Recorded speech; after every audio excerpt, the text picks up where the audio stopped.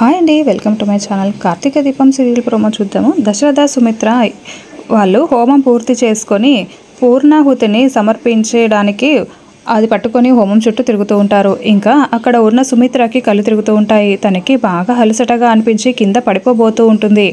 అది గమనించిన దీప అమ్మ అని తనని పట్టుకుంటూ ఉంటుంది. ఇంతలో అక్కడున్న వాళ్ళందరూ అసలు ఏం జరిగిందా అని అనుకుంటూ సుమిత్ర వైపు అలానే చూస్తూ ఉంటారు.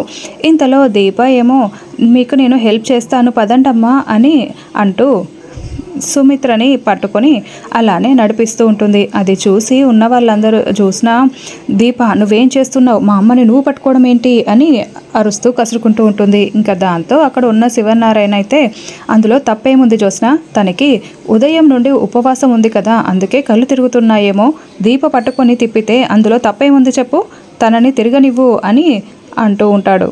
ఇంకా దాంతో జోస్న ఒక్కసారిగా షాక్ అయిపోతూ సీరియస్గా చూస్తూ ఉంటుంది. ఇదేంటి ఇలా జరుగుతోంది అని అనుకుంటూ చాలా కోపంగా చూస్తూ ఉంటుంది.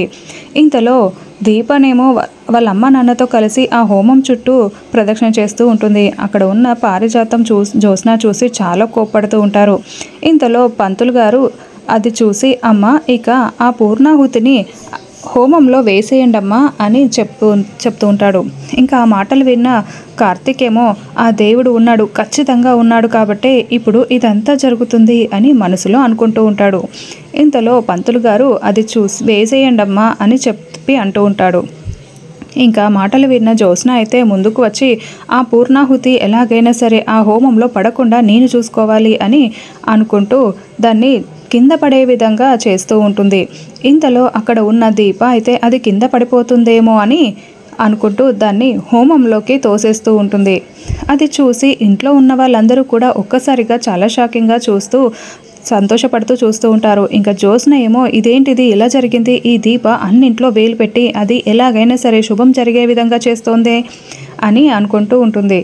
ఇంతలో ఇంట్లో ఉన్న వాళ్ళందరూ అయితే దీప వైపు చూస్తూ అమ్మా దీప నువ్వు చాలా మంచి పని చేసావమ్మా, లేదంటే ఆ పూర్ణాహుతి హోమంలో పడకుండా కింద పడిపోయి ఉండేది, నువ్వు ఇలా చేసినందుకు చాలా థ్యాంక్స్ అని చెప్పి అంటూ ఇంట్లో ఉన్న వాళ్ళందరూ దీపకి థ్యాంక్స్ చెప్తూ ఉంటారు. ఇంకా ఆ మాటలు విని జోస్న మాత్రం చాలా కోపంగా మండిపడుతూ ఉంటుంది.